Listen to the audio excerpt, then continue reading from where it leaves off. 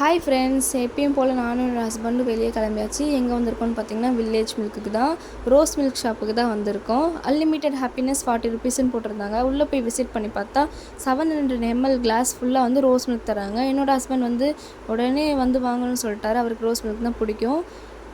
அவர் வந்து ரோஸ் மில்க்லேயே வந்து ஐஸ்கிரீம் போட்ட ஃப்ளேவர் வந்து ட்ரை பண்ணியிருந்தார். நான் குலாப் ஜாமுன் ஐஸ்கிரீம் ட்ரை பண்ணியிருந்தேன். டேஸ்ட் வைஸில் சூப்பராக இருந்தது. இதுக்கு முன்னாடி நீங்கள் சாப்பிட்ருக்கீங்கன்னா மறக்காமல் கமெண்ட்ஸ் பண்ணுங்கள்.